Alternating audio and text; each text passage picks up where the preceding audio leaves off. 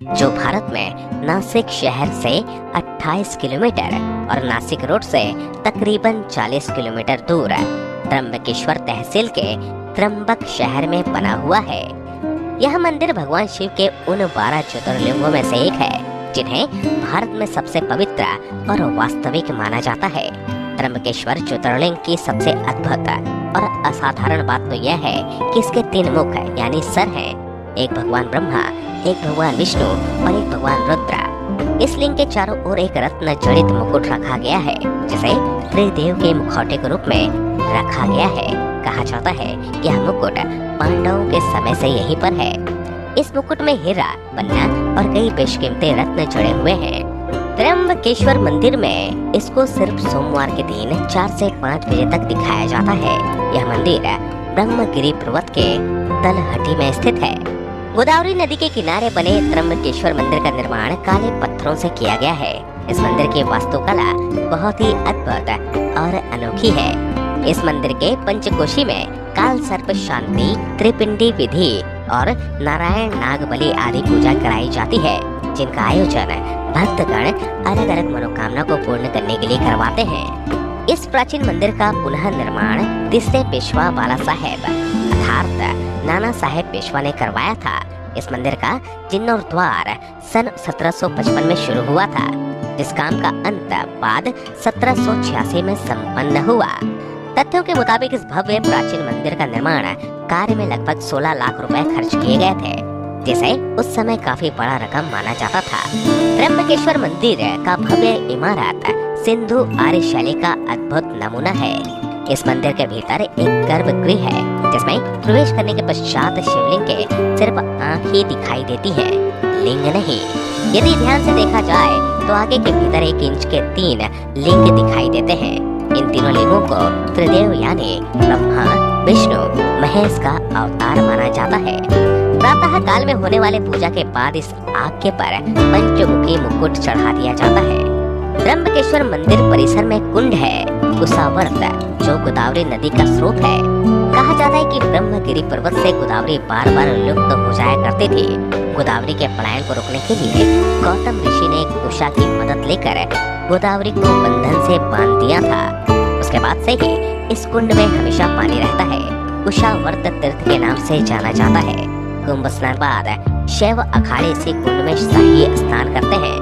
शिव पुराण के अनुसार ब्रह्मगिरी पर्वत के चोटी तक पहुंचने के लिए 700 चौड़ी सीढ़ियां बनाई गई हैं। इन सीढ़ियों पर चढ़ने के उपरांत राम कुंड और लक्ष्मण कुंड मिलते हैं और शिखर के ऊपर पहुंचने पर गोमुख से निकलती हुई भगवती गोदावरी के दर्शन प्राप्त होते हैं। चलिए अब हम आपको त्र्यंबकेश्वर ज्योतिर्लिंग से जुड़ी हुई पौराणिक कथाओं के बारे में बतलाते हैं कि आखिर भगवान शिव त्र्यंबकेश्वर ज्योतिर्लिंग के रूप में यहाँ उत्पन्न क्यों हुए। पुराणों के अनुसार एक बार महर्षि गौतम और तपोवन में रहने वाले ब्राह्मण की पत्नियां किसी बात पर गौतम ऋषि की पत्नी अहिल्या से नाराज हो जाती हैं। उन सभी पत्नियों ने अपने पति को गौतम ऋषि का अपमान करने के लिए प्रेरित करती हैं। उन ब्राह्मणों ने इसके लिए भगवान गणेश की आराधना की। उनकी आराधना से प्रसन्न होकर गणेश जी ने उनसे वर मांगने को कहा। उन ब्राह्मणों ने कहा, प्रभु किसी प्रकार ऋषि गौतम को इस आश्रम से बाहर निकाल दीजिए। गणेश जी को विवश होकर उनकी बात माननी पड़ी। तब गणेश जी ने एक दुर्बल गाय का रूप धर के ऋषि गौतम के खेत में जाकर फसल खाने लगे। गाय को फसल खाते देख ऋषि गौतम ने हाथ में डंडा लेकर उस गाय को वहां से भगाने लगे। उनके डंडे का स्पर्श होते ही गाय वहीं गिरकर मर गई। उस समय सारे ब्राह्मण एकत्रित होकर गौ हत्यारे कहकर ऋषि गौतम का अपमान करने लगे। ऐसे विषम परिस्थिति को देखकर गौतम ऋषि उन ब्राह्मणों से प्रायश्चित और उद्धार का उपाय पूछा। तब उन्होंने कहा, गौतम तुम अपने पाप को सर्वत्र बताते हुए 3 बार पृथ्वी की परिक्रमा करो, फिर लौटकर यहाँ 1 महीने तक व्रत करो। इसके बाद ब्रह्मगिरी का 101 बार परिक्रमा करो, तभी तुम्हारी शुद्धि होगी। अथवा यहाँ गंगा जी को लाकर उनके जल से स्नान करके 1 करोड़ पार्थिव शिवलिंग से भगवान शिव जी की आराधना करो। इसके बाद फिर से गंगा जी में स्नान करके इस ब्रह्मगिरी के 11 बार परिक्रमा करो। फिर 100 घरों के पवित्र जल से पार्थिव शिवलिंग को स्नान करने से तुम्हारा उद्धार होगा। उसके बाद भी गौतम ऋषि ने सारे कार्य पूरे करके पत्नी के साथ पूर्णतः तल्लीन होकर भगवान शिव की आराधना करने लगे। इससे प्रसन्न होकर भगवान शिव ने उनसे वर मांगने को कहा। महर्षि गौतम ने कहा, भगवान आप मुझे गौ हत्या के पाप से मुक्त कर दीजिए। भगवान शिव ने कहा, गौतम तुम सर्वदा निष्पाप हो। गौ हत्या का अपराध तुम पर छल पूर्वक लगाया गया था। ऐसा करने के लिए तुम्हारे आश्रम के ब्राह्मणों को मैं दंड देना चाहता हूँ।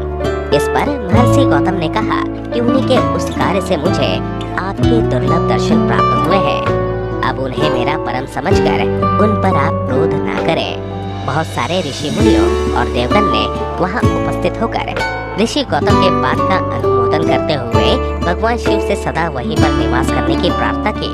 फिर भगवान शिव ने उन सब की बात मानकर वहां त्र्यंबक ज्योतिर्लिंग के रूप में वहीं स्थित हो गए। त्र्यंबकेश्वर मंदिर में जब भगवान शिव की शाही सवारी निकाली जाती है, वह दृश्य देखने लायक होता है। इस भ्रमण के समय त्र्यंबकेश्वर महाराज के पंचमुखी सोने के मुखौटे को पालकी में बिठाकर गांव में घुमाया जाता है। फिर कुशाव्रत घाट तीर्थ में स्नान कराया जाता है।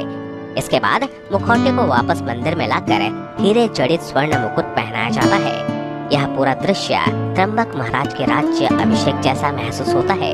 इस यात्रा को देखना बेहद अलौकिक अनुभव है। शिवरात्रि और सावन सोमवार के दिन त्र्यंबकेश्वर मंदिर में भक्तों का तांता लगा रहता है। यहाँ आने वाले भक्त सुबह के समय स्नान करके अपने आराध्य के दर्शन करते हैं और जिसके दर्शन मात्र से ही मनुष्य जीवन की सार्थकता महसूस